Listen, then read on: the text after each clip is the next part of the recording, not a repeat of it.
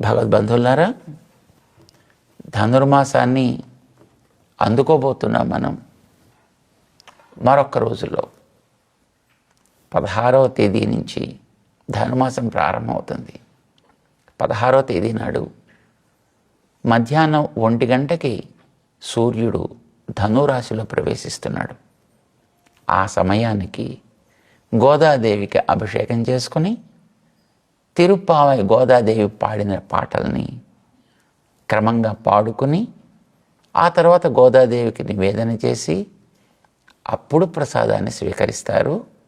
అప్పటిదాకా ఉపవాసాన్ని ఆచరిస్తూ ఉంటారు మన వారందరూ కూడా. మనం దాంట్లోకి ప్రవేశించబోతున్నాం. దానికి ముందర ఆ గోదాదేవి చేసినటువంటి మహోపకారాన్ని స్మరిస్తూ ధనుర్మాసపు పాసురాల యొక్క ఆ ఆనంద ప్రవాహంలోకి మెల్లమెల్లగా దిగే ప్రయత్నం చేద్దాం. జై శ్రీమన్నారాయణ.